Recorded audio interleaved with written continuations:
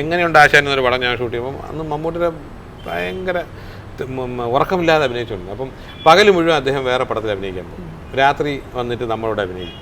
അപ്പം കഷ്ടം തോന്നും. കാര്യം പുള്ളി അവിടെ വന്ന് ഇരുന്നിട്ട് ഇത് അഭിനയിച്ച് രാവിലെ 6 മണിയാകുമ്പോൾ നമ്മുടെ ഏതെങ്കിലും റൂമിൽ വന്നിട്ട് പേസ്റ്റ് എടുത്തിട്ട് പല്ലി വെച്ചിട്ട് അവിടെ നിന്ന് ചെയ്തിട്ട് പുള്ളി അടുത്ത സെറ്റിലോട്ട് പോകുകയാണ്.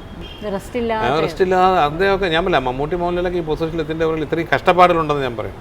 അന്നൊന്നും ഈ പറയുന്ന ശമ്പളവും കിട്ടത്തില്ല. ഈ 20 മദ്രാസ് മേൽ ഷൂട്ട് ചെയ്യുമ്പം ട്രെയിനിനകത്തായിരുന്നു 22 ദിവസം. വെളുപ്പിന് 6 മണിക്ക് ലൈറ്റ് വരുമ്പോൾ ജയന മെൻസൻ്റെ പറയും ലൈറ്റ് ഒന്നും ഇനി എടുക്കാൻ പറ്റില്ല. അങ്ങനെ ഫുൾ നൈറ്റാണ് ഷൂട്ടിങ്. ആ സ്ഥലത്ത് 20 മദ്രാസ് മേലിൽ ഷൂട്ടിങ് നടക്കുമ്പോഴത്തേക്കും അതിനകത്ത് മമ്മൂട്ടിയുണ്ട്. മമ്മൂട്ടി അപ്പം മൃഗയ എന്നുള്ള ശശിയേട്ടൻ്റെ പടത്തിൽ അഭിനയിക്കുകയാണ്, കരിയൊക്കെ ഇട്ടിട്ട്. അവിടെ നിന്ന് ഷൂട്ടിങ് കഴിഞ്ഞിട്ട് പുള്ളി 6 മണിക്ക് കാറിൽ പുറപ്പെടും.